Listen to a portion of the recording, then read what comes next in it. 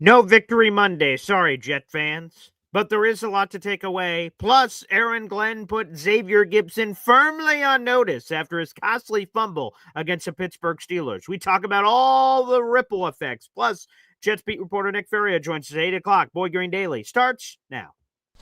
I'm going to lose my gosh darn bananas. Boy Green Daily starts now. Zoinks! Boy Green Daily, Boy Green Daily, Boy Green Daily. Let's go!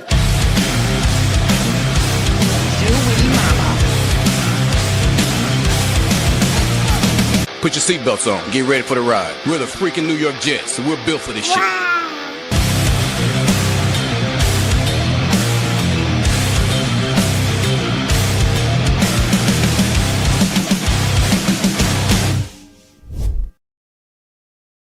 Everybody, I'm Paul Eston Jr., a.k.a. Boy Green. I'm the New York Jets digital reporter for Heavy.com. Welcome to Boy Green Daily, a daily New York Jets video show also available wherever you get your podcast. Wow. What a day yesterday. 5 hours of live streaming, and we had a surge of new subscribers, so welcome to all the new peeps in the building, and shout out to the OGs as well. It's great to have you. What a wild day. Unfortunately, as I woke up this morning and saw the Aaron Rodgers dancing around, it's still real. The Jets lost in week 1. They start off the season 0-1 against the Steelers, and that sucks. There's just no other way to put it, especially to Aaron Rodgers and the smugness and the firing it back to the Jets and all that other jazz. But here's the good news, folks, and we'll get into Aaron Glenn putting Xavier Gibson on notice in a second. Full article in the YouTube description down below. It's over. It's finally over. We don't have to talk about Aaron Rodgers anymore. Screw Aaron Rodgers. Go enjoy your stupid Steelers team and get the hell out of here. Okay? No more talking about it.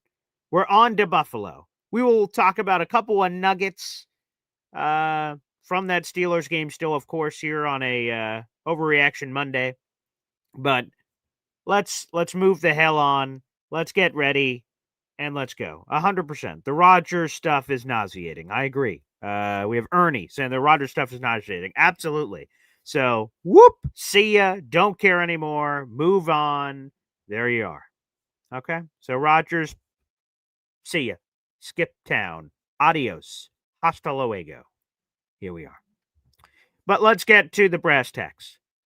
One of the big reasons the New York Jets lost the game, maybe the reason, is Xavier Gibson. He fumbled. And I misspoke yesterday on the post-game show. 5 hours of live streaming will do that. So there's about 14 minutes and change left in the fourth quarter. Jets are up 2. Steelers just scored a touchdown. Aaron Rodgers gets that swing pass to Jaylen Warren. The Jets get the kickoff. Again, this is the beginning of the fourth quarter. They had a 2-point lead, 26-24. And they were getting the ball. Xavier Gibson fumbles. Steelers get on top of it. They score immediately, and it's 31-26, 5-point game, and all of a sudden everything changes. The Jets had possession and a 2-point lead to, oh, snap, they're down 5. And that happened very quickly, all because of Xavier Gibson, and he had this costly fumble. And Jet fans, we all talked about that Jamal Pritchett, Xavier Gibson decision before the season, and I'll have more on that in a second. But first, let's go to Coach. Here is Aaron Glenn after the game saying, Xavier Gibson, hey, buddy, keep your head on a swivel. The one thing to me that had to turn this game is, man, we can't have turnovers. We can't do it. We have to be a more disciplined team, right? There were some penalties that happened in that game that was true discipline issues. And, again, that's something that will be addressed because you will not be on the field with this team if you're going to cause us to lose games. You're going to cause issues like that. So we will get that addressed. And there you go from AG. Now, he didn't mention Xavier Gibson by name, but, folks, Detective Boy Green on the case. The Jets had 1 turnover. Xavier Gibson was the person that turned the ball over with a fumble. Aaron Glenn says people that cause us to lose games will not be on the field. He started off that answer saying, we can't have turnovers. Xavier Gibson, you're on notice, pal. He didn't mention you by name. He didn't have to. You know what your name is. You know what you did. And awful. Awful. You know, we said in the offseason, we want Jamal Pritchett. And here's this, not just we the fans. It's not just the fans falling in love with some player that didn't deserve it. According to Rich Cimini, Okay, this is in our article in the YouTube description down below, but let's talk about this real quick. Okay, I listen to a lot of Jets content, and I hope that when and what I mean by that is podcast, interviews, everything, and I try to sap up all that information in my big old dumb head. I got plenty of room up there to throw stuff into my brain, rattling around with such a peanut brain in there that I remember Rich Cimini explaining the decision, right? So Jets make their 53-man roster, one of the big decisions. Ooh, Xavier Gibson or Jamal Pritchett? Xavier Gibson, Jamal Pritchett. The fans wanted Jamal Pritchett. The fans thought he played better. Rich Cimini thought he played better. And this is from Rich Cimini on the podcast, okay? I think Jamal Pritchett clearly outplayed Xavier Gibson in the preseason, okay? So let's put that, there's more to that quote, but we'll park that quote right there, right? So Rich Cimini, in his observations, he said every practice, he said clearly Jamal Pritchett outplayed Xavier Gibson. But there was a caveat of why the Jets apparently picked Xavier Gibson over Jamal Pritchett when they made the roster decision. And it is this. Here's the rest of that quote from Rich Cimini. I think Jamal Pritchett clearly outplayed Xavier Gibson in the preseason. But the thing is that it's a punt returning job right now. That is the way that player is going to get into the game and get on the field. This is what Rich Cimini said on August 27th after the Jets made their roster decision. Rich Cimini asked, do you trust him? Do you trust him to stand back there on opening day with 80,000 people and to catch a punt against the Steelers?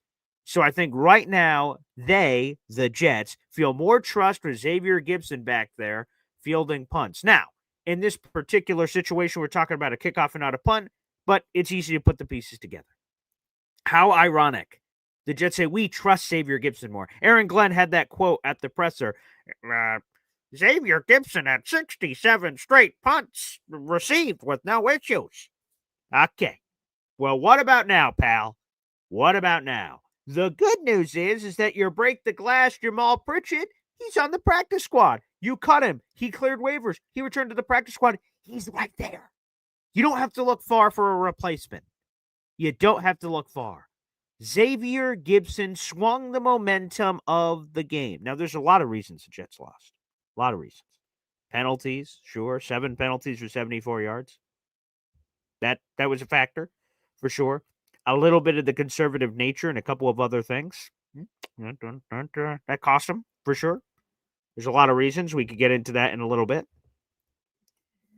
I agree with this. I was going to mention this anyway. Stephen Fox, our mismanagement of timeouts in the second half came back to bite us in the ass. AG has to work on that immediately. Right? We used a timeout on the 2-point conversion, and I talked about this on the live stream, like, okay, well, you better convert then, because that's an important 2-point conversion. You took a timeout, you flubbed up timeouts on the 2-point conversion. We have one more timeout, things work out a little bit differently. So we have a super chat shout out from our boy Philium, FL Phil 98, baby. Let's go to it right here on the channel. Hey now. Wow. FL Phil 98 has been a member for 14 months. BG, I told you Arian Smith would be our kick returner.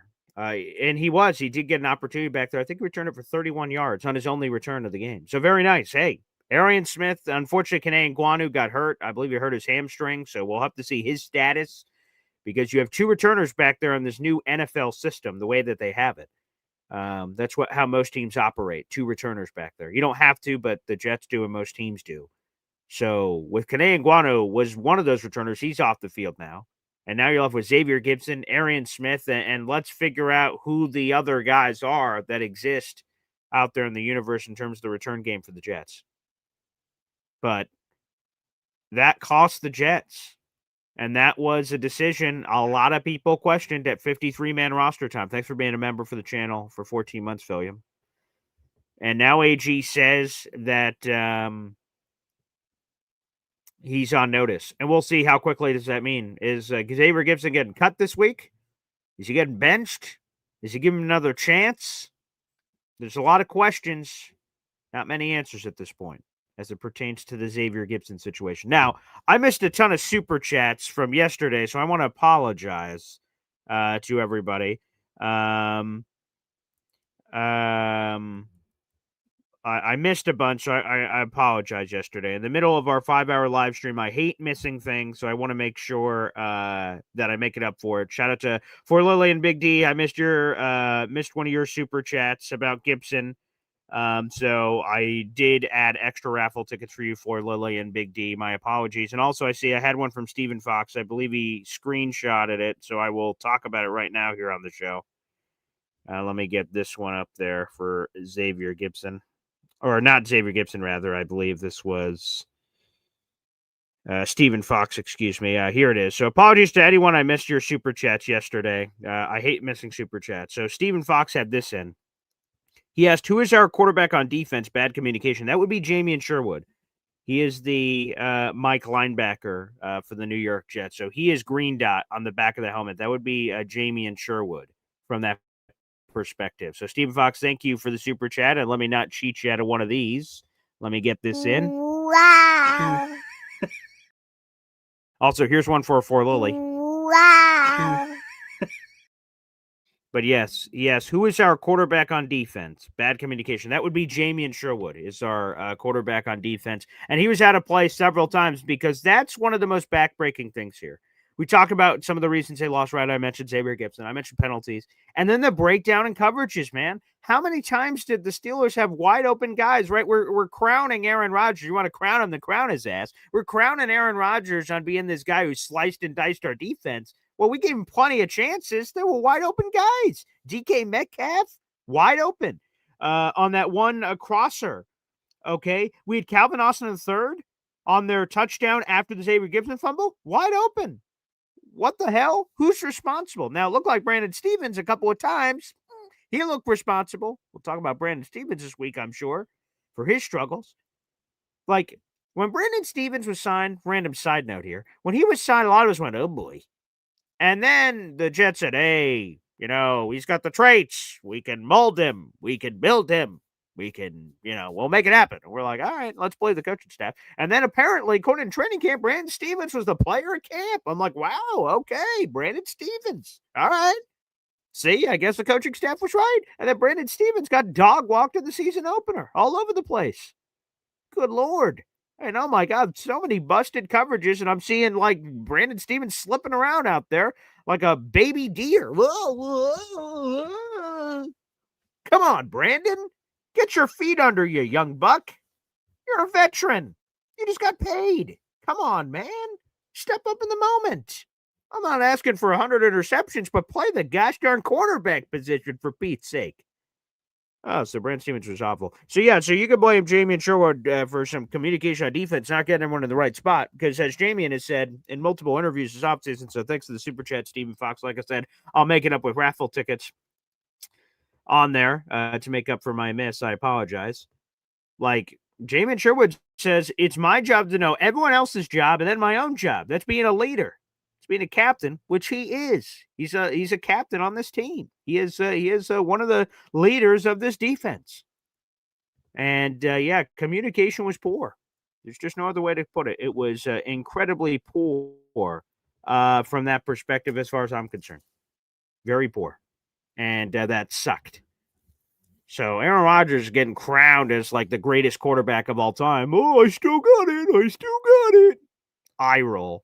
4 touchdowns, no picks. He could celebrate all this wonderful stuff. But the Jets were just so wide open.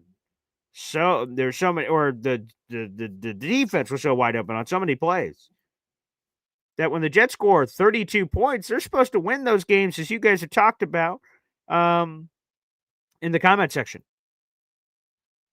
Jets are supposed to win those games. They gave up 34 points. And someone mentioned earlier, there's so much to feel good about, right? And we'll talk about this on the live show. I've got a live show coming up at 11 o'clock for the Man Shut Show, Boy Green Digital. We're going to talk about why I believe the Jets found their quarterback, Justin Fields. Justin Fields was spectacular, terrific, efficient, ran the football. I mean, Justin Fields played as great as you could have hoped for. And then at the end, apparently there's breakdown of communications. Breece Hall said this after the game between the offensive line and him, which messed up some of the protection calls. So Justin Fields looked awesome. We do have a quarterback. You guys should feel very good about that. I sure do.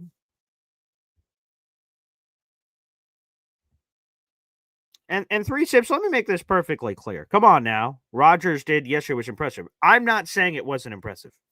I think there's a line here, okay? This is what I believe on Aaron Rodgers.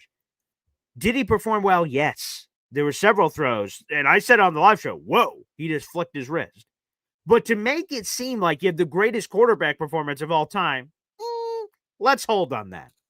Let's hold on that. He was really good, but it's not just wow, the Hall of Fame or shit. There's gray. There's gray in between, and I thought Rodgers was impressive. But again, to just say that he had this greatest game, the Jets defense was all over the place. That helped. Tough.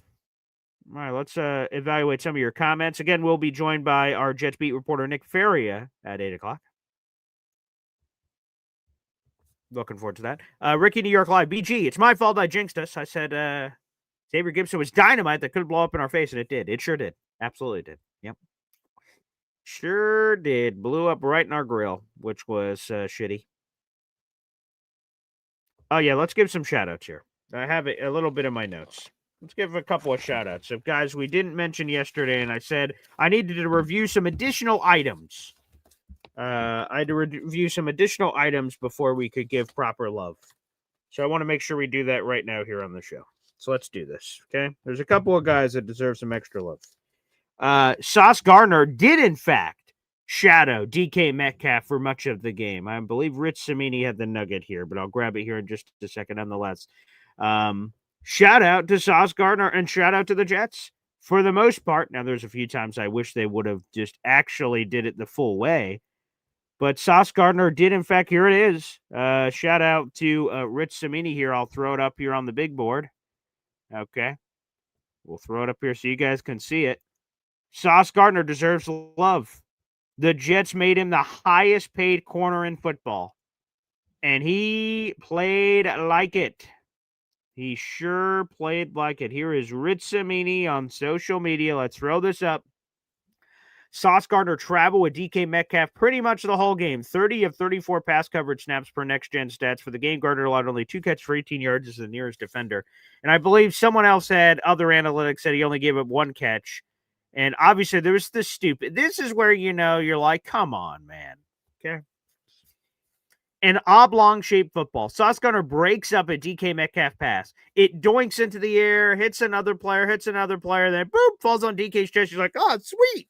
And then you're just like, what? Come on. Come on, football gods, for the love of Christ. How often does that happen to other teams? For goodness sake, all this random BS. Unbelievable. So, anywho, let's give some credit to Sauce Gardner for shadowing DK Metcalf. Now, the problem is that beyond Sauce, there was a lot of bad.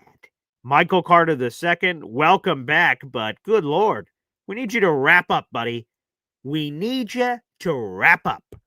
And he got juked out of his socks by DK Metcalf, which turned like a 2-yard gain into a 50-yard gain. Unbelievable. And so many tackling issues. And that's another thing with tackling, profiling, breaking down, where you had an opportunity short of the sticks to just take a guy out, and then they didn't. And DK Metcalf did that on their right sideline as well and caused all kinds of issues. The safeties. Oh, my God. Tony Adams, good friggin' Lord. Andre Cisco, he's my boy. I love Andre Cisco, but Tony Adams was worse, but I don't know if that's the kind of bar you want to set. Tony Adams was awful yesterday. How many missed tackles? How many didn't even get ready? Terrible. Terrible. A lot of bad yesterday that we didn't even get the chance to talk about. But I want to give a shout out to Sauce. I definitely want to give a shout out to Sauce. Let's give another shout out here. And this is cool because we didn't mention this player at all. And by the way, that's how it's supposed to work. That is how it's supposed to work. And that's what happened. Here we go. Let's go to Ryan Fowler of the Giraffe Network. I believe that's where he's still at. Oh, nope, he's not. All right, well, anywho. I messed up your place of business, Ryan Fowler, but nonetheless, you had a very good tweet here. Let's bring it up. This is a name we didn't mention, but that is how it's supposed to work, and here it is. Armand Membou. You're like, Armand Membou. What happened there? Armand Membou deserves our love. Look at this. Look at this debut. Jets rookie right tackle Armand Membou pitched a shutout in his NFL debut with 26 pass pro snaps. 0 sacks, 0 hurries, 0 quarterback hits, 0 pressures. Good start for the top 10 pick. Go figure the narratives we think in training camp and preseason, and then what we bring to the field, right? Fascinating. Brandon Stevens, oh boy, he's going to be great. He's not great. Armand Membou looking a little shaky. Connor Hughes and Zach Rosenblatt talked about that. Connor Hughes said he was very concerned. He said if he basically, and I'm going to paraphrase Connor Hughes here, if Armand Membou's getting slapped around by Kayvon Thibodeau, what's going to happen when we get to the real games? Because Kayvon Thibodeau isn't that good. He's an okay player. And look at this, right? All the overreactions. Oh, Armand Membou, not sure about that guy. And look at this. Armand Membou looked awesome. He was facing TJ Watt. He's facing Alex Highsmith. He's facing real dudes. So you should feel very, very good about that. Very good. Olu got dogged on a play. He was mostly good, I think. I'll have to go back and look at his data, but he got dogged. It was by Alex Highsmith or TJ Watt or somebody. I can't even remember now, but they juked him out and immediate sack on Justin Fields. For the most part, I thought they did pretty well in terms of protecting Justin Fields. He had pretty clean pockets, and whenever it broke down, he was able to escape out of them. But shout out to Armand Membou. There you go, Armand Membou. Great performance, young man. Want to give a shout out to Armand Membou. Let me see if there's anyone else I missed. Oh yeah, here's another one here. Here's another one here, and we'll get to all your memberships and everything here on the channel. Alan Lazard. Whoa. We talked about this at the beginning of our live stream yesterday. He was a healthy scratch. Aaron Glenn said, yep, he's going to be good to go. And we were like, all right, he's going to play. And he was good to go. He wasn't on the injury report. He was a healthy scratch for the Jets, which is his future in question. Are they about to trade his ass? Is that coming today? That's just some speculation. Because you wouldn't have wanted to give up that player, and then he immediately goes to the Steelers and gives up all kinds of key intel. So I don't know what you could trade him for. A burrito? I don't know. But with your wide receiver depth, because another problem was no clear wide receiver 2 stepped up next to Garrett Wilson yesterday. The leading receiver behind Garrett Wilson was Breece Hall. Breece Hall. I didn't see a lot of Josh Reynolds. Tyler Johnson made a couple of plays, but and he's reverting back to the practice squad today. That was a temporary elevation.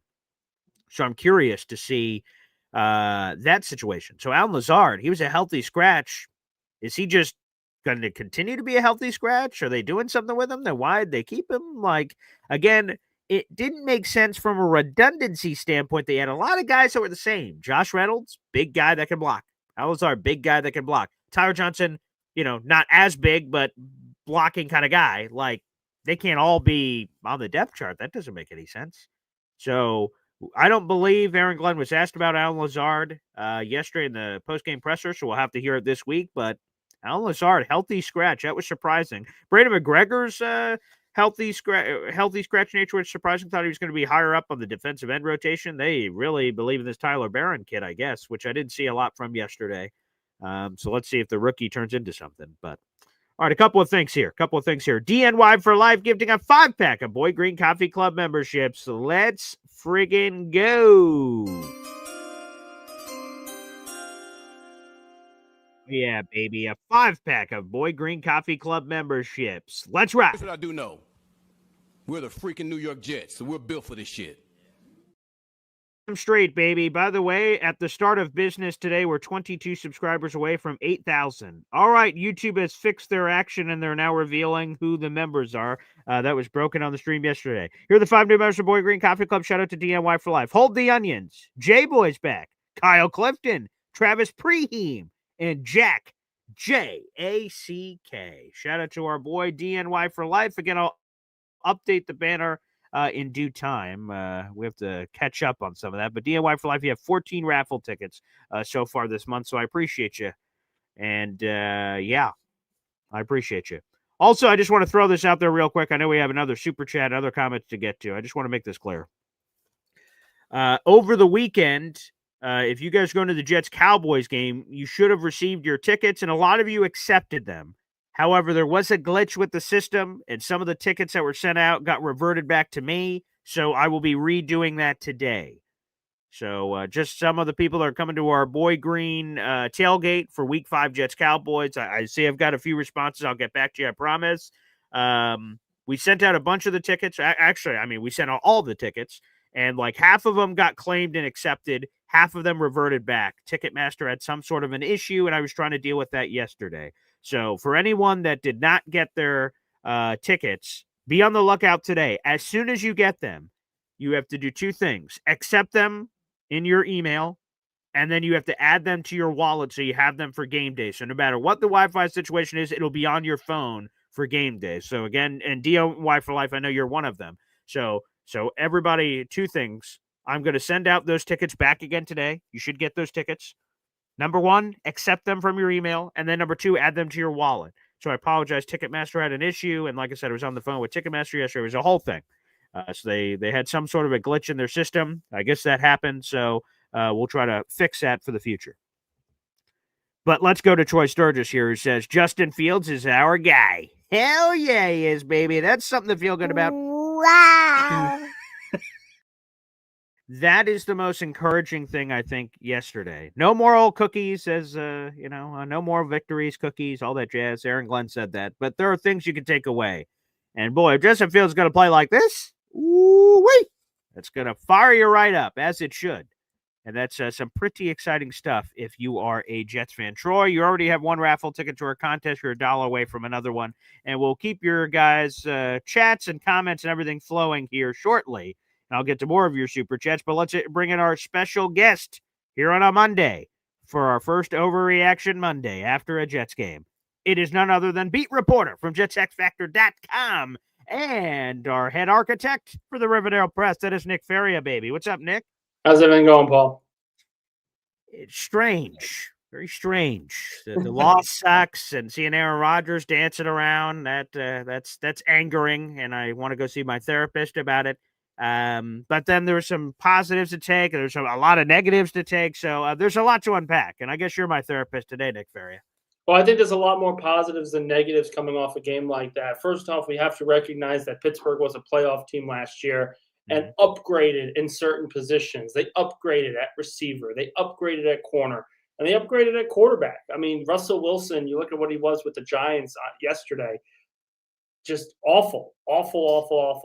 And then they upgrade with Aaron Rodgers. So Pittsburgh upgraded from a playoff team from a year ago just with the overall talent. And New York took it to them. First off, the defensive line, which I think gets sort of glossed over because the secondary played poorly, had a very good game. The run defense was a lot better than it has been in recent years. The run fit, the scheme, it looked better. Will McDonald had a big game. Jermaine Johnson, great to see him back out there. Quinnen Williams, I thought, had his best game in a year. I mean, he was unblockable at times throughout the contest. So great stuff along the defensive line. Then you turn to the offense, and there's really not much we can complain about here. First off, Justin Fields had a career day. I don't think I've ever seen the quarterback look better in his entire career, any game his entire career. I thought that was his best game overall. You look at Garrett Wilson, 100-yard day. Breece Hall, fantastic. The offensive line was just mowing people down. And then I think we need to also give the flowers to Tanner Engstrand. He was probably the big question mark of this coaching staff because he had never called plays before. You never really saw him in that situation. But quite frankly, he looked fantastic. He absolutely looked fantastic. You put up 30 points against that defense with a Defensive Player of the Year candidate, with multiple All-Pros, with multiple Pro Bowl players, and you put up 32 points, clearly should have won the game. That was as good as you could possibly ask for in a debut. And again, they didn't win the game. Yes, there are no moral victories. But for a team that won just 5 games the year prior, where they looked disinterested in most of them, That was a very big step forward. I really do believe that. There's a lot of issues. Xavier Gipson, should he be allowed to be on the team anymore? The secondary, what kind of changes will that look like? All of that needs to be taken into account. I get it. But from a vacuum of what we expect going into the regular season, we should assume this defense will improve. They're too talented not to improve.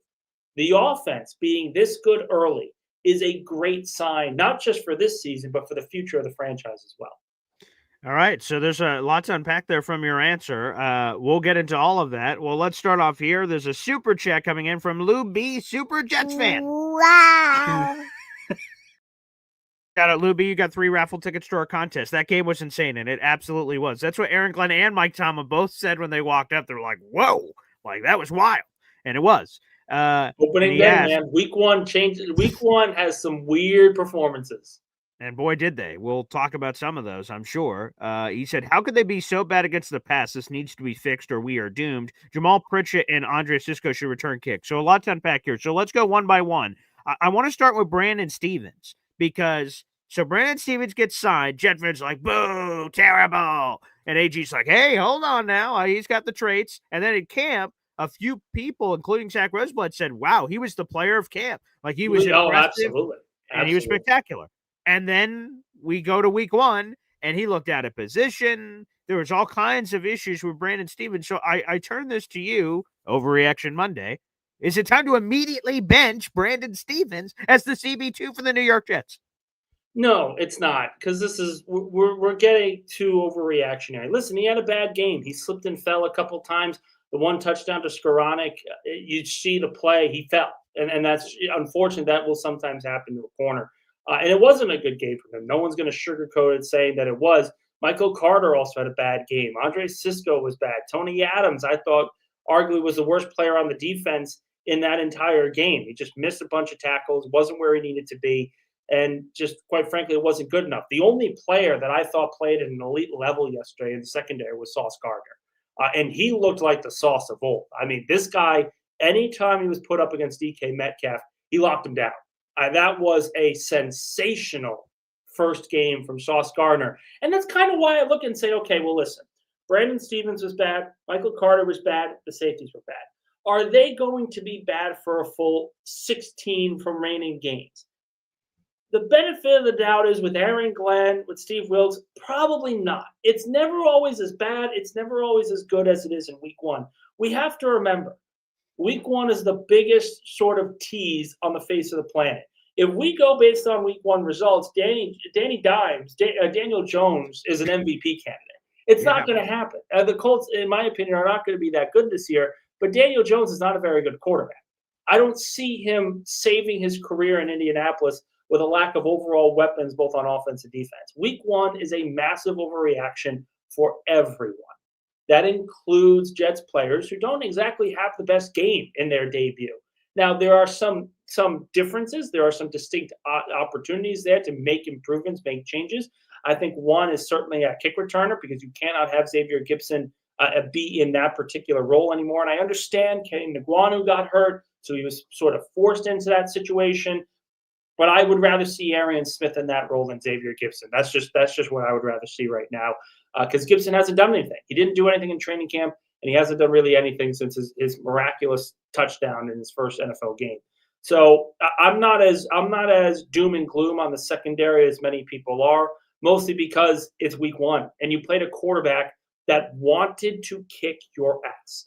We need to remember that as the other point to this. Rodgers wanted to come in and light it up against the Jets. That was always going to be on the table because it's Rodgers. Doesn't matter if he's 41. Doesn't matter if he can't move out of the pocket. He is still Aaron Rodgers. He can still throw the football. And you saw that yesterday. So I think this group is going to be a lot better as the season progresses. They are trying to marry a zone and a man-based concept, so that will, of course, take time. It's just something that fans need to understand. Listen, the loss hurts 100%. But is this the end of the world? Is this really a sign that we're going to be in the same old Jets?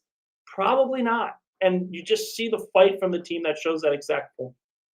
So let's go to the Xavier Gipson thing. Should Xavier Gipson be cut today? I wouldn't say cut because I think they value him as a punt returner, but certainly taken off of duties on kickoff because it's not good enough. Well, so let me ask you this. So what's the difference of kickoff or punt or this or that? Because like if you can't trust him in one, I bet you can't trust him in the other. The trajectory of the ball as it comes off a tee compared to coming off a foot with that kicking motion punt, it is different. Maybe they want to give Jamal Pritchett a try, give him a run through, but it's hard for me to say. When Aaron Glenn spoke immediately after cuts, where they chose Gibson over Pritchett, and he essentially said there were other things we were looking at in training camp that showed that Gibson was just the more consistent returner. He caught punts cleanly, and that's the big thing that we're looking for. That's kind of where I'm like, do you give him only 1 week punt return wise and then just throw him to the side because of kickoffs? Two different things here, two different ways the ball's coming out. Help us with this. So, Luby, thank you for the super chat. He also threw like Andre Sisco as a possibility. You were there at training camp. Who were, and especially Kanaan Guanu, we don't know the injury status of him. And so that chess piece off the board, at least for now. Who else was returning kicks during camp? So who is even in the conversation? You brought up Arian Smith. We saw him yesterday. You have Xavier Gibson, obviously. We talked about Jamal Pritchett on the practice squad. Who else is in that conversation on this team that's even eligible for this position? I think that's about it, really. The people the people that we saw throughout camp, those are kind of the names: Sisco, Pritchett, Gibson. I think they tried out Smith a little bit, but I think he's more of a kick returner than a punt returner. It comes down to their overall preference, and it comes down to Glenn. Now, Glenn's statement yesterday on if you are going to hurt this team in any way with turnovers and penalties, that was a very significant statement. And I'm interested to see what exactly comes of that, if that means Gibson gets cut after 1 week, or if it just means that they keep him as a punt returner and that's it. Maybe that's part of the consideration. But Glenn's statement of if you cannot play for us if you're going to hurt us like that, sort of talking not just about the turnover, but the penalties as well, because 7 penalties for 74. It's not as bad as it once was, but certainly there were some really, really dumb penalties for some really great players too. I mean, Quincy Williams hitting a player late out of bounds was inexcusable. You essentially gifting him 15 yards of free money. Brandon Stevens had a couple of times. I thought one he got screwed over, but he also got a bailout call on that third down and long. It just wasn't good from the players that needed to step up in that way.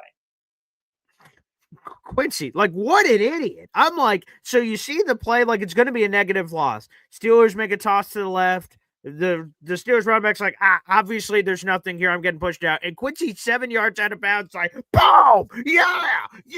And I'm like, what the hell? I'm like, what's going on? And like, that wasn't even remotely close. Sometimes you get the edge on the sideline. Ooh, like quarterback skirting the sideline. Ooh, what do you do? It happened a couple times. Happened with Fields, actually. He got hit, but he was still in bounds. So it was a fair play. It was a safe play. But that one was just inexcusable. And he did kind of make up for it with the sack later in the game. And he's a great player. He's still a great player. He looked really good yesterday. I would say every part of the Jets team looked great except for 2 spots: kick return and the secondary yesterday minus Sauce Gardner. Well, we can't get away from Xavier Gibson just yet. We got a super chat coming in from Dick Chimney's Burner, and he's not happy. Wow. Our super chat coming in. He says, "Are you going to hostage one whole roster spot for just contribution from punt return?" He's mentioning that on Xavier Gibson. Well, they did last year. I mean, if I'm correct in saying he wasn't always the kick returner last year. I'm trying to remember that off the top of my head, but I can't. Think the only thing is I don't know. He definitely didn't play nearly as much. So we have 23 and 24, and now he's in his 3rd year. 23, he played a lot more on offense than he did in 24. So right, because of the injuries. Correct. And again, it really is going to come down to Glenn and his decision making. Now he talks in a couple of hours, so we'll sort of get a gauge on what exactly the thought process is there, and we'll also see what's going on with Kenny Nguanu, because he's an All-Pro kind of returner who was unable to return to this game. So it's just a matter of if Glenn is true to his comment on you cannot play for us if you're hurting the team in any way when it comes to turnovers and penalties, that could mean Gibson gets cut. It could. But it's very rare to see a player get cut after 1 week. That's essentially my point. All right, fair enough. Let me ask you this, because this one slipped under the radar naturally, and it happens right before the game, and then the game happens. There's all these storylines. So I was paying attention to the inactives. Heavy said, hey, Paul, we want you to write something as soon as the inactives are done. I'm like, all right, we'll see what happens. And then I see Alan Lazard, and I'm like, Alan Lazard? He wasn't hurt. Aaron Glenn actually made it a point to say, hey, he's fully healthy, ready to go. And he's a healthy scratch. Does this put his future in question? Because you would think that the only reason you wouldn't have done something before the game is because you wouldn't want Alan Lazard to run over to Pittsburgh and spill any trade secrets. So is this just a 1 week thing and it was a roster decision? They wanted this receiver over this receiver? Or does this mean Alan Lazard's time with the Jets is done? It's a great question, and quite frankly, we just don't know yet. The Jets hold things close to the chest, at least this regime does. But kind of makes sense for them to just move on, right? I mean, Lazard, it's not like he costs so much to cut at this point, and you're probably not going to get anything from him in a trade at this point after week 1. And listen, we talk about the Steelers being an easy choice, an easy decision. Calvin Austin was fantastic yesterday for them. Skoranek was great for them. If those two guys are stepping up, where's the spot for Alan Lazard to play in Pittsburgh? Very frankly, I just don't think there's room anywhere right at this point for the Jets to field Lazard on the roster at this point, because he's a veteran that's essentially making what, $2-3 million. What's he doing being a healthy and active? I mean, you have Josh Reynolds, you have Tyler Johnson. These guys are somewhat similar to what Lazard can bring in terms of blocking, in terms of getting downfield. There's really no point to putting Lazard on this team if you're not going to play him. I think the best course of action is probably just to cut your losses, cut him, and move forward with one of these other wide receivers. Maybe there is a path to Pritchett being called up to the 53-man roster, and not because of Xavier Gibson's release, but maybe because of Alan Lazard's release after all this. Which, again, that could make sense, certainly. By the way, I see we have BMAC. He's in the chat and, of course, talking trash from the whole Aaron Rodgers thing. We just set a goal on YouTube. If we get one super chat for $20 or more, we're sending BMAC's ass to the grinder, baby! So, you know what? If you've had enough of BMAC, then we will toss him from the YouTube realm for the next 24 hours. If someone wants to cough up a $20 super chat, that goal was just posted on YouTube. So, guys, I'll leave it in your hands if that's something that you want. While we're waiting for that potential to occur, I want to go to you with this, Nick, because I think the greatest silver lining, whatever we want to call it, is that some of us believe that Justin Fields is indeed our quarterback. So let me go to you, Nick Faria. Is Justin Fields our franchise quarterback? Way too early to make that assessment. Way too early. And again, it's week 1. This is the greatest overreaction week of the NFL season because we just don't know. And quite frankly, with Justin Fields, he showed everything in that game that the Bears, that the Steelers had been begging for 4 years. Now, the question is, when they played the remaining parts of their schedule, was that just a flash in the pan? Or is that actually what he can become and not just be a one-game wonder? He hasn't shown really anything throughout his career that he's been able to play consistently. So I can't, in good conscience, make the declaration that he is 100% the guy for the Jets moving forward. It's 1 week. Ryan Leaf looked great for 2 weeks with the San Diego Chargers and then became one of the biggest draft busts in NFL history. It happens. Like these early season successes don't always end up being that way. And that's kind of why I say it's never always, that great. It's never always that bad. It's somewhere in the middle. I think Justin Fields can be a very serviceable starting quarterback for the Jets. Can he be the kind of franchise quarterback the team needs? He's going to have to show that level of consistency moving forward. But for the first time in 4 years, he showed he can do it. And that's a major, major step forward, a massive confidence boost for this team. Quite frankly, if he plays like that and Tanner Engstrand's calling an offense like this, Jets figure out their secondary, that's a playoff team. They are significantly better than people expect them to be. Yeah, it certainly felt that way. Again, The running the football, of course. He's averaged 50 yards rushing a game throughout his career, so having basically 50 yards rushing, okay, that part shouldn't have surprised us. He's dynamic in that way. The passing, there was just a confidence there. There was a decisiveness. And this ended up hurting him, which is sort of funny how it all comes around. During the game, there's a few times where the pocket breaks down, whatever progressions he went through, he's like, oh, shoot, nothing's there. And he went to run. And I'm like, all right, here we go. We're off to the races. We're off to the green prairie grass in front of you. And instead of just running it and tucking it, he continued to keep his eyes down the field, and he found multiple throws. Garrett Wilson, Tyler Johnson. There were several times he made something out of nothing. And I said to myself, because it was being live streamed yesterday, I'm like, wow, okay. I would have not thought, I thought Justin Fields would just book it and ran. Interesting. Of course, we go to the end of the game on the 4th and 3. He ran and had all kinds of green grass in front of him, but he kept his eyes downfield, and he could have easily had the first down, but he said, ooh, Garrett, and he threw it to him. It gets broken up. And, it's hard to blame him for trusting his number one wide receiver and all that, but the green grass was in front of him. So it seems like that part of it, Nick, has to be a bit of a balance to take what's there, especially in key situations like that on 4th down. But also, there was a lot of good from earlier in the game, so I don't want to just say, hey, no, you shouldn't be doing that when it worked for most of the game. Well, I also don't want to – he made the decision to throw to Garrett. Garrett was open on that particular play. He catches the football. The drive's still moving. Who knows? Maybe the Jets end up winning that game. He made the decision to throw, and it was the right read. So I'm not going to get on him for that. And again, like I said, he looked like a competent starting quarterback, really for the first time in 4 years. Like, let's be fair about this. He won from the pocket yesterday more so than running around and making plays with his legs and doing all those different things. So I think it was a fantastic first step. I thought yesterday showed a lot of what they could be, that partnership between Fields and Tanner Engstrand. And certainly this offense could be an extremely fun watch throughout the rest of the year. It's just a matter of I need to see that more going forward, because as good as Fields was yesterday, I want to be able to see that again in week 2, week 3, week 8, and then later on in the year as well. That stability is going to be the big question here. He can have a really good game here. Now let's see him build up with that with more games going forward. Fair enough. Let's get another super chat in here from Floor Lily. Wow. Relax, it's week 1, and you can take this both in a positive and negative way. One player may be overreacting to it and saying, wow, that looks really good. And then on the other hand, one player perhaps performing poorly. But let's definitely give credit for that here, Nick. We haven't talked a lot about it so far, but we should.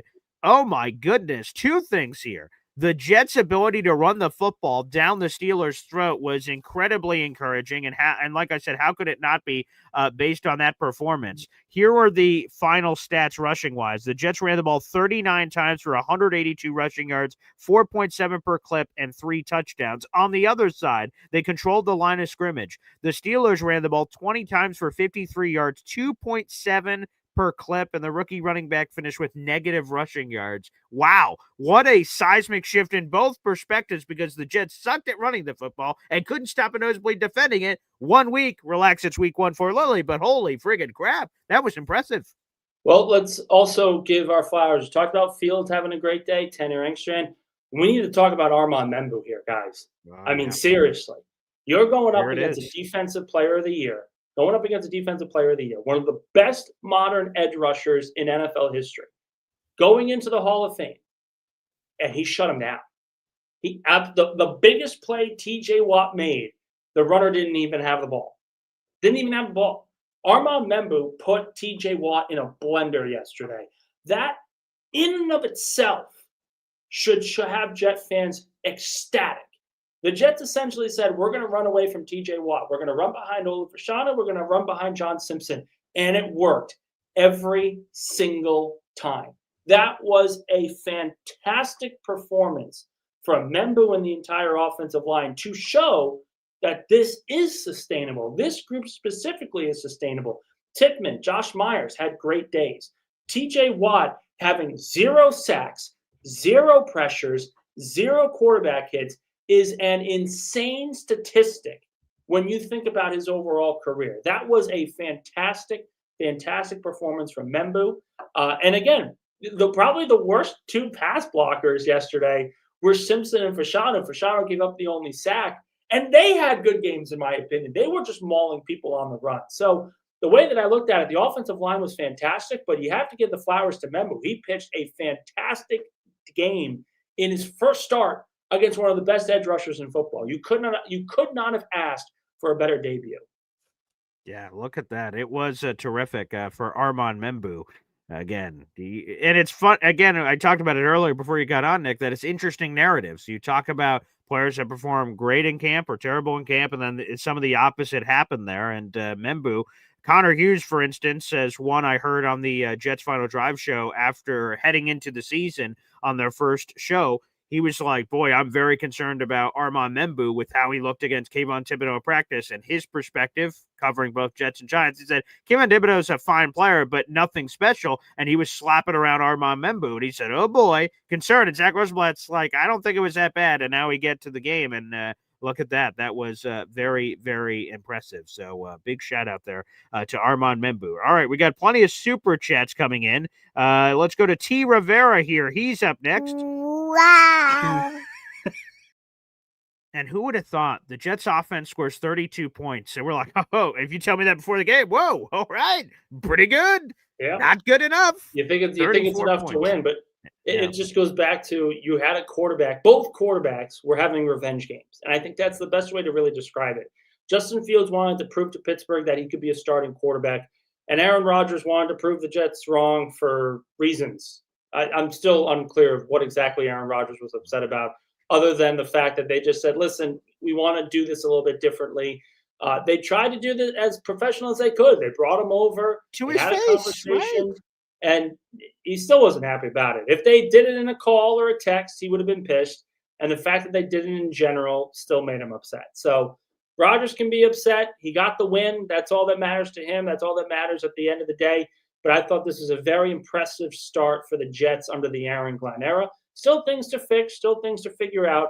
But the heart that they showed, the fight that they showed, I thought was more than we had seen under Robert Saleh throughout his entire tenure. Yeah, T. Rivera, the $2 super chat, saying 34 points is bad for the defense. A+ for the 4 touchdowns on offense. And Justin Fields, he didn't want to talk about it too much, but after the game, he goes like, you guys didn't expect this. And he was talking about all the Hall of Famers, just talking about the Steelers defense and like, oh boy, Justin Fields can't hit the broadside of a barn. And then look at all this, 73% completion percentage, the same completion percentage that Aaron Rodgers had. So like, the offense, and I was saying it, I was like in disbelief on the live stream going, oh my God, a competent offense, touchdowns, field goals, points.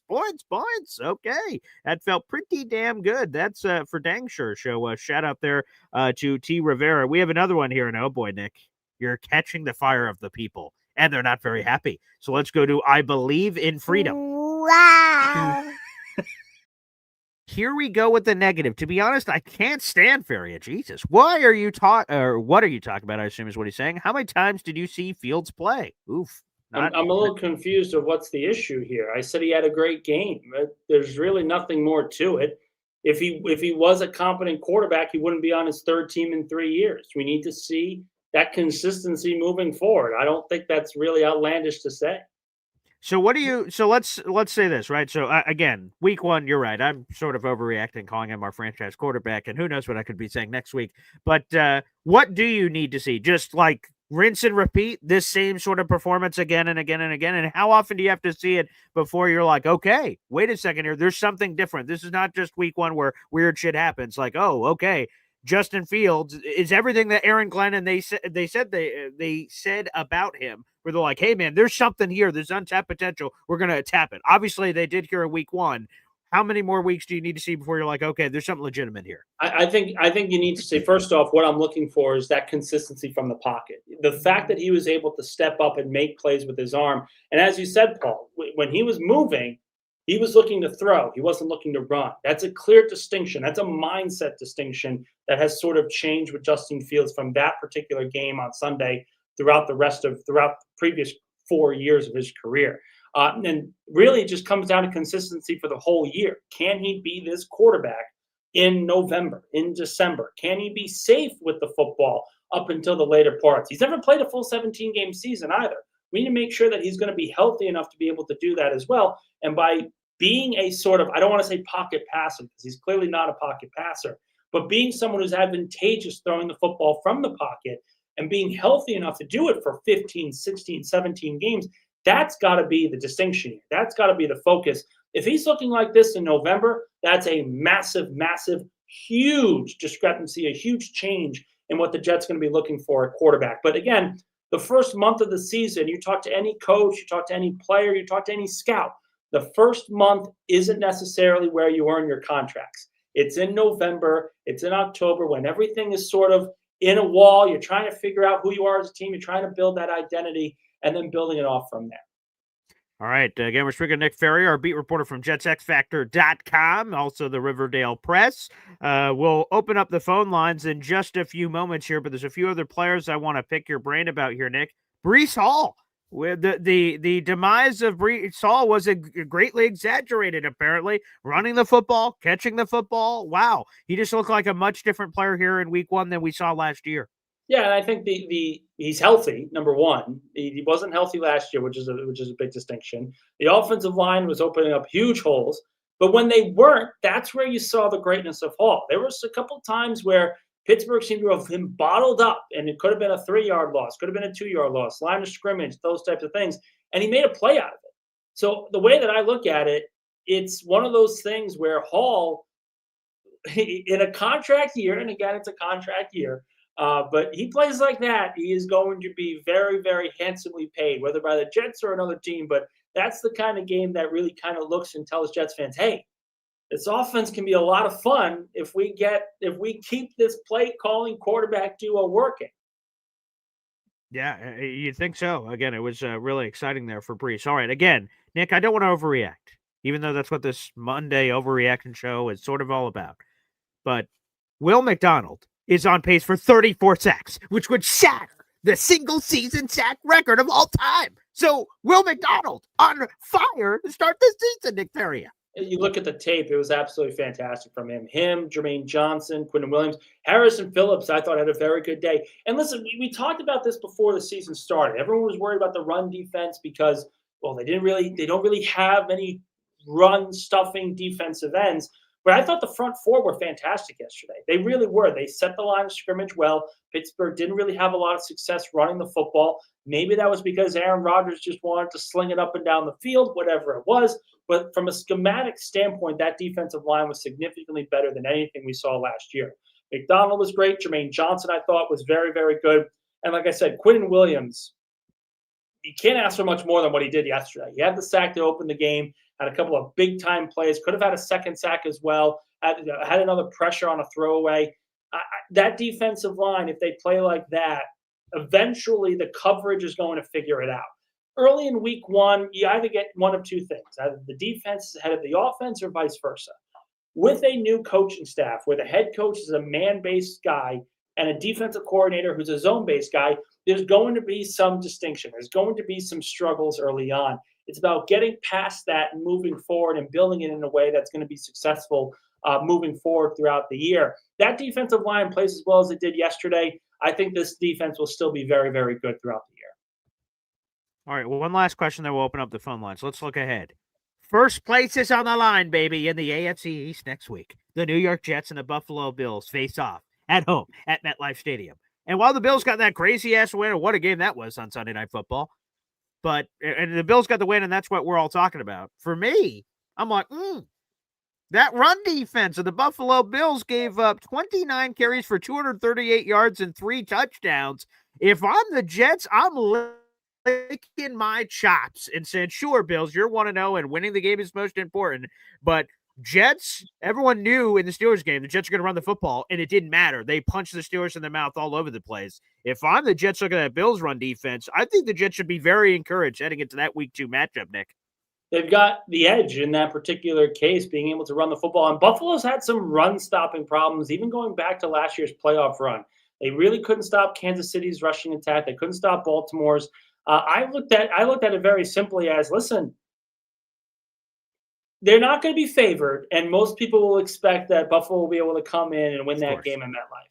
But if there's a way to pull off an upset, that's the way to do it. Control the line of scrimmage offensively, get some pressure on Josh Allen, And for the love of God, someone figure out how to stop anyone outside of Sauce Gardner on the opposite side of the field. It really got to a point where Aaron Rodgers was saying, okay, I have DK Metcalf. Is he going up against Sauce Gardner? No? Great. We're going to throw him the ball. If not, we're going to throw it to somebody else. And that's really what it comes down to. And when you have that, it's great. You have an all-pro kind of corner, but you need to make sure that other side of the field is secure as well. So it'll be interesting to see the adjustments that Wilks makes, because I do think there are adjustments there to make this defense a lot better and can be better. All right, people. We have 700 people in the room. Like the video, hit subscribe no matter where you're watching, although particularly that is available on YouTube. We have 267 of the 700 people on YouTube. Guys, make sure you like the video, hit subscribe. At the beginning of the show, we were 22 subscribers away from 8,000. We'll see if we can get there. Let's hit a quick timeout, and your phone call's next. Boy Green Daily, Boy Green Daily, Boy Green Daily. Talking Jets football, man. Boy Green Daily, Boy Green Daily, Boy Green Daily. New York Jets Football Club. Offense, defense, special teams, watch Jets football with Boy Green. J-E-T-S, Jets. Let's go. The phone lines are open, baby. That is youtube.com/BoyGreen25. You'd like to call into the program. There's a pinned comment again on youtube.com/BoyGreen25. We're watching on YouTube. It's free to do. Make sure you guys like the video and hit subscribe. Let's go to the phone lines. Hep kicks us off. What's up, Hep? Hey, Paul. Hey, Nick. First of all, Paul, you did a good job yesterday on the play-by-play. Very good, very good. And I had a good time watching the show with you guys, with everybody. Thank you. Yeah. The other thing, Nick, I was hoping to see that long ball to Arian Smith yesterday. I was waiting for it all day. Listen, they wanted to go with the veteran route. Rookies didn't really get a lot of playing time at all. Mason Taylor had one target, one catch. Yeah. So we'll see if that continues. I'm sure they'll get more chances as they go on. Yeah. What do you think about substituting, getting our rookie in there instead of Adams? I was really disappointed in his play yesterday. Malachi Moore, yeah. I think it's too early to make those kind of changes. I think they want to see the adjustments. It's very, very rare that you see a coaching staff make sweeping changes to a secondary or special teams after 1 week. They always try to give them some time, get them some acclimation. And again, like I said, they're sort of marrying two different schemes right now. So there is going to be some complex questions and some complex communication that's going to need to be brought in. And maybe the rookies aren't ready for it yet. It may be a little too advanced at this point right now. You know, I was thinking to myself at the beginning of the season, I said, I don't know how many wins we're going to get, but no one's going to want to play the New York Jets after this. And that game told you a lot. And again, you won 5 games last year. So I think we need to be a little fair on the expectations of what this team is supposed to be. If they come out here and win 7 games, but every game is competitive and they're fighting with every single game, and they lose like 8 by 5 scores or 5 points or less, I think they're going to be moving in the right direction, that kind of thing. They show that kind of fight that they did yesterday. I think it's very clear that they've got the right coaching staff in place. Thanks, guys. Appreciate it. Thank you for the kind words, Sep. I see JoJo said the same thing. I guess we're going to have to bring the watch party back next week. 5 hours of live streaming. Screw my family. I'm sorry. The Jet fans need me more, apparently. So we'll figure that out. More phone calls to come here on the program. Let's go to it. The one and only Chef Kevin Gilbert graces us with his presence. Hey, good morning, BG. Good morning, Nick. Shout out to the Coffee Club members. Shout out #1 Austrian Jet fan, man. Good to see you back. Hey, man, it was good to hear you yesterday, BG, man. You know, after my son's win. Congratulations. What, 28-0, right? Yeah, it's good memory, man. Yeah, we beat up Mount Vernon's 11U team. We were over there. Field was a muddy mess. We actually had 3 touchdowns come back because of passing in the blocking in the back. So I'm the skills coach, so that was like driving me crazy because it was my wide receivers that couldn't just let the cornerback go. They had to literally push homeboys in the back while my running back's already running down the field. But on another note, though, I'm also in charge of special teams, and we did 3. We started off the game by kicking an onside kick, and we got it. And did anyone fumble during the game? Our team, yes, but we got the ball back. It was muddy, Okay, did but you we did kick get the that ball player back. off the team or what? Nah, How'd you nah. handle that? Nah, little we actually gave the ball to him again on the next play or whatever and did Oh, pretty good. okay. And then we pulled him to the sideline. Then I had a word or two with him. But it's like, encouraging stuff, man. It's like Okay. when we're dominating the way we are, man, it's like, of course you want to say like, hey, we gotta clean things up and whatnot, but you also gotta like celebrate the wins as well to, boost the Sure. confidence, the morale. It's the Maybe that's what first game Xavier of the Gibson season. needs. Yeah, maybe that's what Xavier Gibson needs. Yeah. Man, don't get me started with him, man. It's so it's so unfortunate, man. Like seeing the rise that 9/11 I was there to see where it's become now, and it's pretty clear, man. Anybody who wants Gibson to have another shot, man, needs to be checked for drugs, man. Like at this point, I don't understand like what's going on. The guy has a family and all that, we get it, but at my job, if I'm messing up, if I'm not doing my job, I don't expect to have a job anymore, man. So it's like, I get ball security. He did catch the ball. He had it in his right arm. But then when you're going to the left sideline, you gotta switch it. You gotta switch it up. You can't leave it on your right hand. Now you're exposed, man. If it was in the left side, if it was in your left hand, man, they wouldn't have been able to swipe it like that, coming across your body. So, it was a lack of judgment. And immediately you saw him like, pat himself, saying, "Hey, that was my fault, my bad," and all that. Which obviously, dude, we all know is your fault. It's nobody else's fault. You're the one that's holding the ball in the wrong hand, and it came out. But that's pretty obvious. Glenn has said it all preseason, man. Nick, you heard this where he's just like, he's gonna hold people accountable. The mental mistakes, he's kept saying, yeah, he's gonna clean it up, this and that. Penalties was ridiculous. Seven penalties, 74 yards. Like we talking about mental mistakes, man. Aaron Glenn saying, "Yeah, we're gonna fix this." He's been saying he's gonna fix it all preseason. I don't want to get on him. It's the first time head coach, but if you're gonna talk about mental mistakes and you're gonna clean it up and you're gonna hold people accountable, well, we're gonna see it. We're gonna see that stuff clean. Better see it cleaned up by the Bills because the Bills are gonna play around, man.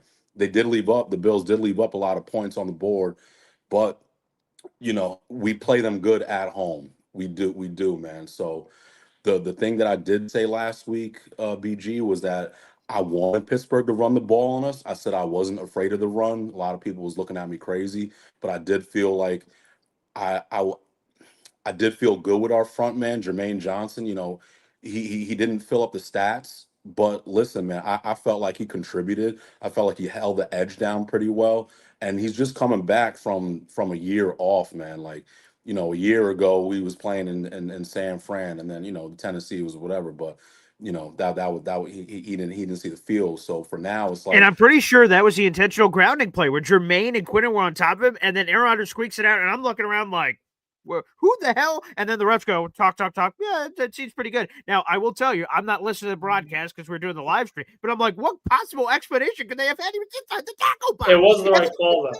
Like, let's be What? honest. Okay, give it to me, Nick. Give it No, to me. because again, the tackle box is very succinct. Even if you get 1 foot off the tackle box, you can throw it away and it's actually good. You saw him just get a yard. I mean, it was that close, but he got a yard past that line, that imaginary lines. And again, I saw the replay, went through it over the film this morning. It showed exactly that. That was the right call. There was no intentional grounding. All right. the Damn secondary, your man. logic and facts, but damn it.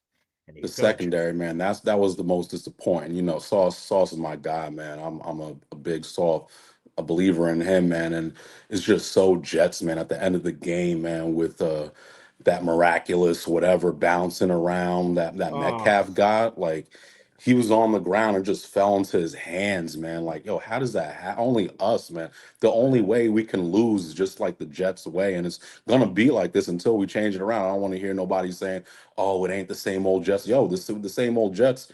This is the dumb stuff that happens, man. Like, and then we go for on at the goal line. We go for the 2-point conversion. Yeah, and we throw it to Garrett where there's like 3 dudes there. Like, I know Fields in shock, and if you would have took another step back and would have waited, Rucker is coming across, man. He's coming across on the left side. He lined up on the left side, and then he sneaked across. Wait another second, man. You could hit him across the flat, man. Rucker didn't drop no passes yesterday. It looked good. Mason, Nick, I agree with you, man. Saying like, hey, Mason will come into his own with the rookies and all that. But we gotta look, man. Like Garrett, seven catches, man. I thought that was good. 9 targets, serviceable, 95 yards. He could have had a second touchdown. So, it looked pretty good. But then when you look at the complimentary number 2, we don't have that, man. Like Fields going 16 to 22. I liked it, man. He ran on the ground too. The Breece haters, man. Breece did his thing, man. Just Tanner, man, just being able to scheme up some stuff and like what we all said, put him in space, man. Braylon Allen, it almost seems like predictable, man. When you put Braylon in, it's like, all right, he's just gonna halfback dive, just run it up right up the middle, man. Like, what was it? Six carries, I think 9 yards, and one of those carries was for 8 yards. He did get that touchdown, which was pretty nice to see. Yeah. But it's the first game, man. It's the first game with the new regime. BG, you were a little upset at me last week when I predicted Pittsburgh to win. And just because I predicted them to win, I said it was going to be a close game. And just because I predicted Pittsburgh to win doesn't mean I was rooting for Pittsburgh. It's like, right. You weren't Woody out there, for God's sakes, right? Nah, man. And, we got other clowns, man, that are all about, other teams claiming they're Jet fans and whatnot. But, for myself, it's just like we have a new head coach. Yeah, there was some clock mismanaging. There was, some certain areas and where, we could improve on.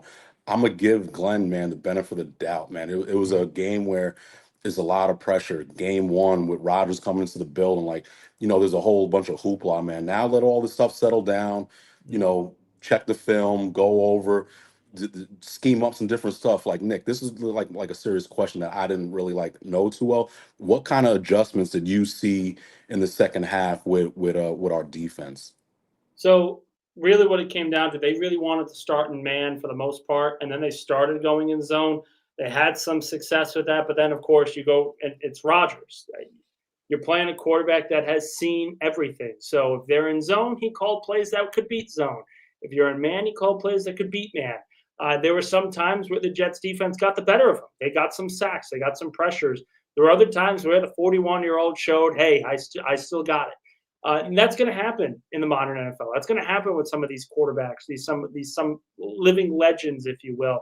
But I just want to make it very clear. When you look at this defense, this is going to take time. This was always going to take time. Wilks and Glenn are 2 coaches that coach very similarly, but have 2 different styles. I mean, Wilks has sort of had to marry his defense to what other coaches have had. He had to change his defense schematic when he was in San Francisco. But by and large, you're essentially fitting a man team with a zone coach and vice versa and those kinds of things. So this will take time. This will get better as the season goes on, even if it doesn't look good in week 1. I agree, man. And that offense, man, it definitely didn't look like no Detroit Lions offense. Like Goff isn't running around like how Fields is doing. The plays going outside, man, like the quarterback read stuff. Like, I feel really good. That old line, man, too. Like they did that thing, man. It's just that defense and getting a little together with the special teams. But Fields didn't, in my opinion, disappoint me at all. Like the expectation is what it is with Fields, man. I feel like it's only up from here with him getting a little bit more comfortable with the offense, play calling, knowing his personnel, who to look for at the right time and all that. Like, I think it will come together. It's just, as Jet fans, man, just don't get all crazy and jump off a bridge right now and just off of one game, man. Like, it's a long season. The expectations, if y'all having expectations of us going deep in the playoffs, then you're only setting yourself up, man, for disappointment. Just know that there's going to be some progression, man. They're going to evaluate the talent, and then next season is where we're going to see a big jump. But I appreciate the work that you guys do, man. I'm going to get going. I know there's other calls, man. Let's go, Jets. There he is. Chef Kevin Gilbert gracing us with his presence. There you are. I see we have a super chat shout out coming in here from Man with Rake. Wow. The only Gibson I want has cocktail onions. Thank you, Man with Rake, for that. Go ahead, Nick. There was something you wanted to say after the chef call? No, I think it's it just comes back to the original points here. We want to overreact to every particular game. We want to overreact to the good and the bad. But quite frankly, this thing takes time. And most coaches that I've spoken to, everyone says that the month of September is sort of a glorified extension of the preseason. No one is going to be at 100%. For the love of God, Joe Burrow yesterday went up against a Cleveland Browns team that's supposed to be one of the worst in the NFL and barely squeaked it out by throwing 120 yards. That's one of the best quarterbacks in the NFL, and you're telling me that this guy can't throw for 150? It took him that long for him to just get 17 points? This happens. It just does. And Jet fans will be upset because they want to see this season start out correctly. But at the end of the day, it's about what they're showing on tape. And what they showed on tape is a team that is willing to be 100, but is willing to fight, going through everything, going forward. And now we need to see some of the adjustments be made. That's the next step of this process. It's about learning how to win as an organization together. And it's so funny how the tone could have changed. Chris Boswell hits a 60-yard field goal, which is the longest of his career. He misses that, Jets win. And again, we can only imagine what the conversation could have, should have, would have been if that does indeed happen. Let's finish off with a couple other phone calls. Johnny Boy's up next. What's up, Johnny? BG, Nick, what's going on, guys? How y'all doing? Blessed. You just hit it, BG, because I was gonna say that it's that field goal. How many people make a 60-yarder like that? And the modern NFL now, with them kicking their own balls, I think it's going to happen a lot more. Right. Especially with the own balls rule. Aaron Glenn talked about that in the post game. Yeah, there's a new rule on that. I was like, man, this is about to miss. We'll be all right. It's fucking wrong, but it is what it is. I think for me, there was a lot more positive in that game yesterday, right? A lot of individuals had, first and foremost, Nick, you said it. Pittsburgh was a playoff team last year. They got Rodgers. I was not impressed by Rodgers at all and anything. I think we beat ourselves, if I'm going to be 100% honest with you. I do have to say, I mean, he did what a vet does. He called the plays on the line and was able to go ahead and see what we were messing up. The communication between the linebackers and the secondary, it was problems. It was issues. And I know people wanted to bench Stevens and whatnot, but if he would have benched Stevens right then and there, who would have came in? You know what I mean? Sorry, Thomas was healthy, up to go, I guess. Yeah, but I mean, what would have that? I don't think AZ Thomas is ready yet, and quite frankly, it did not look good in training camp for him. So if we're being quite honest, and we're going based off of what they saw in camp, they made the right decision. It's just that Stevens did not have a very good game. No, he did not. But again, Tony Adams just looked lost out there. These are things that just need to be fixed. And you're going against a team like the Bills next week, where you have a quarterback like Josh Allen that's not a mummy, so he's not going to stay still back there the way Aaron Rodgers did. But Fields looked good, man. Fields was stepping up in the pocket. Fields was able to – he saw the pressure, right? He didn't just take off. He just started sliding to his left, sliding to the right, and was always looking down the field to try to throw that ball. People were wanting last night to have him, that last play where he threw it to Garrett Wilson and Wilson got crashed by Ramsey. They wanted him to run it. If he would have ran that ball, the linebackers were closing on him so fast that he probably would have not made the yardage. No, he would have gotten it. He would have gotten it. Because, again, I want to specify, I don't think he made the wrong call. He was looking to throw all game. The fact of the matter is Wilson just couldn't come up with it because of the hit from Ramsey. It happens in games like this. But I wouldn't say that Fields made the wrong call at all, because he found someone who was open. He was open for half a second, tried to get on the ball, and it just didn't work out. There's very little that I can look at and say, well, Fields did this poorly, Fields did that poorly from yesterday. I thought he played a near perfect game. I just want to see that more often. I want to see that consistency moving forward. 100%. I just, again, did Aaron Rodgers last night throw beyond 15 yards? He had a couple big plays. I will say this. I think Rodgers was fantastic. Both quarterbacks were fantastic yesterday. Rodgers at the line of scrimmage, I thought was sensational for the most part. And let's also be fair. it could have easily been a shorter field goal for Chris Boswell. That phantom no call on Stevens on the fade route right before Boswell hit the 60-yarder. I didn't see it.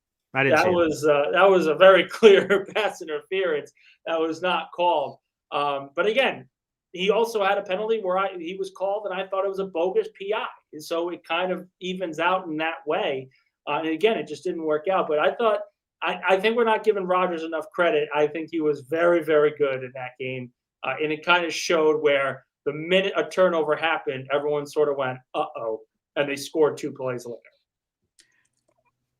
Yeah, I didn't see it, man. If I'm gonna be honest with you, Nick, I'm sorry, man, but I didn't. I just saw old Mummy there that was, if you had a Pop Warner freaking quarterback back there, could have thrown the ball to your tight end that was just drifting wide open right over there, and then you got Tony Adams. Michael Carter had a bad game.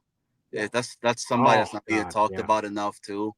I know he's coming back from injury and everything, but he did not have a game again. But these are things that can be fixed.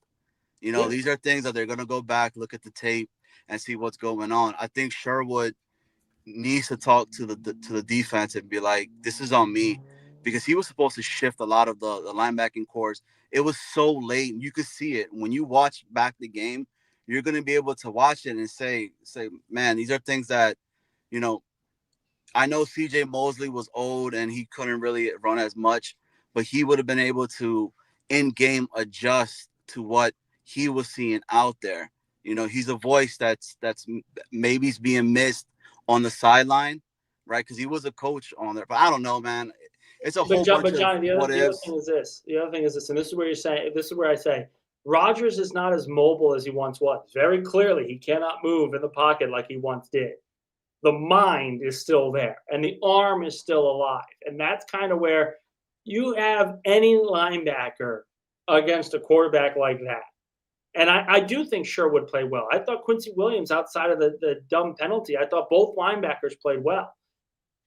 It's like you're kind of going up against Brady in that way where it's like, listen, you just got to hold on. You got to get any stop you can get against these guys is one that you run with, and you just sort of go past it. The defense had their stops too, and it was just unfortunate that it wasn't enough. Talk about the offense, unable to pick up a first down after that original punt with around 5 minutes to go. All those other things have to be accounted for on top of that. I don't want to put blame on Sherwood and Williams when it wasn't on them. This was Rodgers being vintage Rodgers at the line of scrimmage. It happens when you have an old school, old style quarterback like that. Well, Johnny, I want to thank you for the call, brother. Thank you so much. We have 700 people in the room, and 250 of those are on YouTube, but we only have 100 likes on YouTube. So make sure you guys like the video, hit subscribe here on the channel. Let's wrap up here with some last phone calls here. Up next is EZ here on the show. What's up, EZ? Hey, it was a great game. As far as the defense, the run stopping was stellar.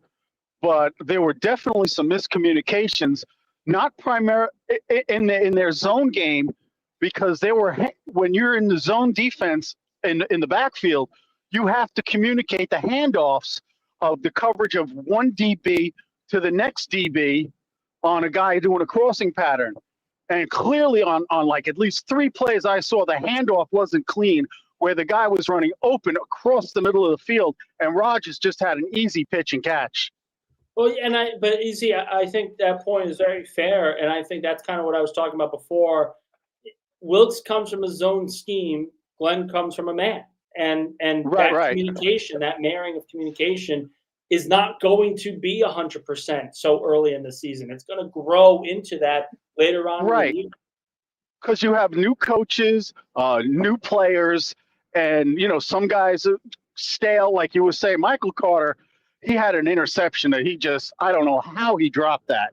Oh my God. It was tough play, but that's got to be caught. It's got to be caught. Yeah. You're a DB because you do have some hand skills. If you had better hand skills, you'd be a receiver. But you have hand skills if you're a DB. They're always, you'll have tight ends and guys like that on the hands team for onside kicks when they do them, for instance.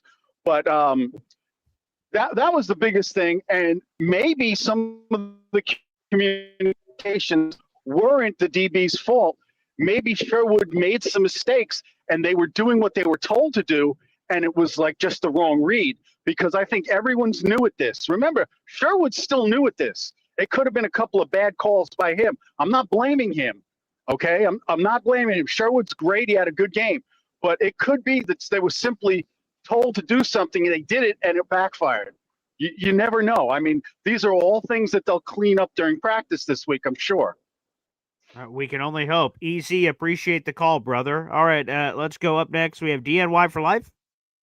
Up, maybe not. DNY for life, some issues there. All right, Neil Sr., you're on the show. Good morning, guys. Nick, how are you? Morning. Great game yesterday.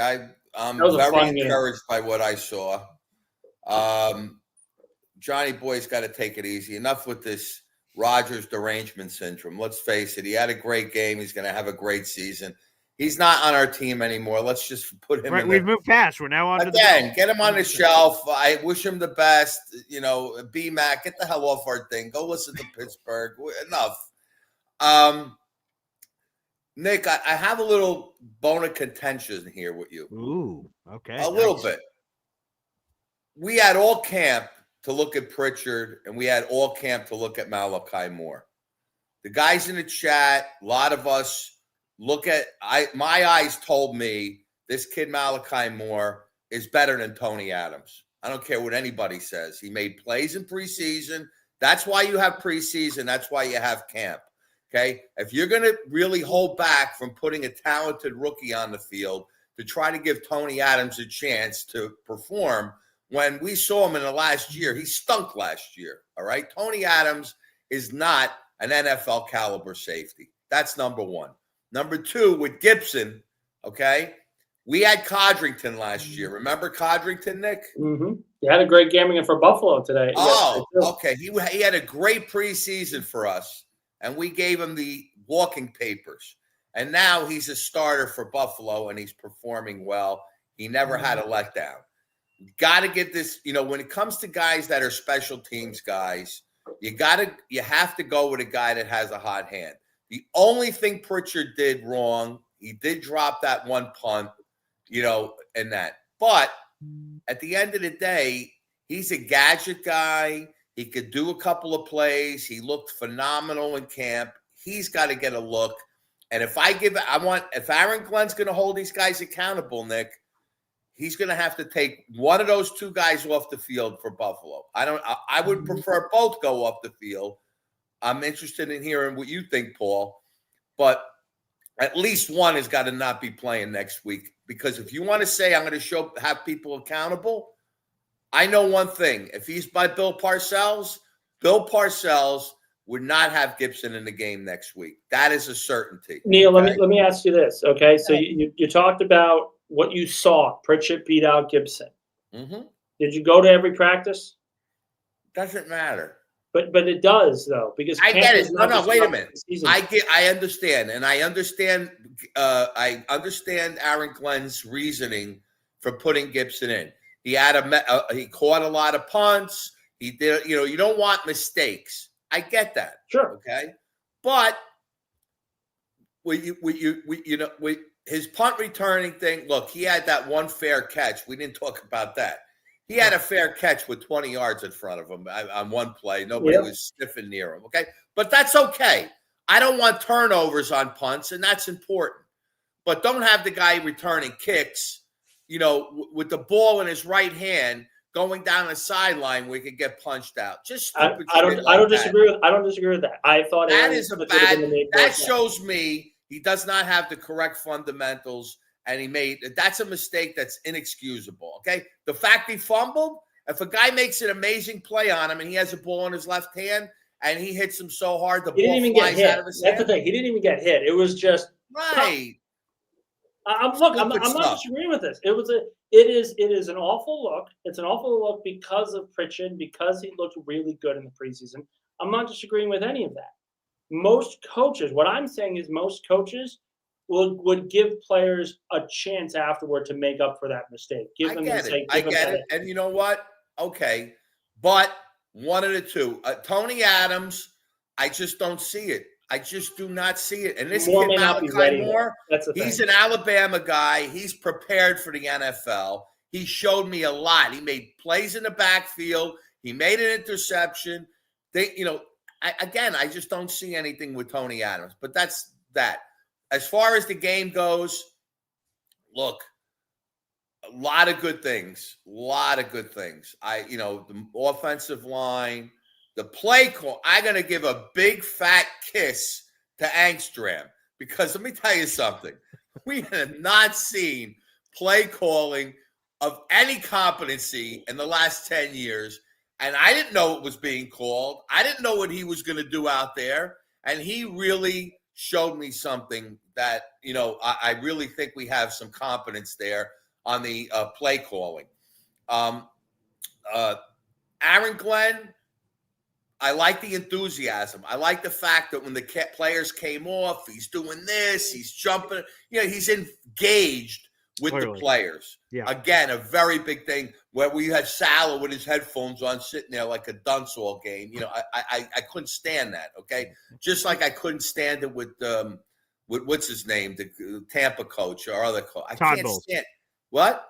Todd Bowles. I got to jump in, guys. Enough. I don't want these guys Yeah. analyzing and sitting there like they're talking to somebody in the sky. You're right. In a game, you got to get the players engaged, and I think Aaron Glenn did well on that. I agree, Nick, and I know you do have to get out. My apologies. So No, it's all thank you. good. Nick, thank you so much. We'll see you next week. Appreciate it.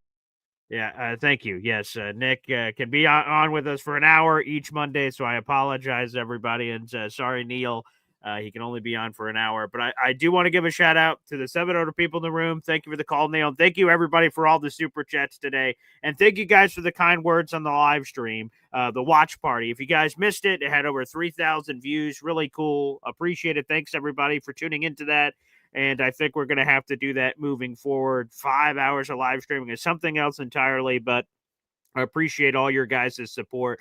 Again, as this show has been going on here, we've picked up even more subscribers. So let me see what the current number is as we're climbing to 8,000. Let's see. We are 17 people away, 17 subscribers away from 8,000 here on YouTube. Again, to the 700 people that are watching, the 222 on YouTube, make sure you guys like the video. That helps get this Jet Show in front of everybody. I appreciate it. We have 450 of you guys on Twitter. Open up a tab. Subscribe right now. YouTube.com/BoyGreen25. It's Jets Talk every single day.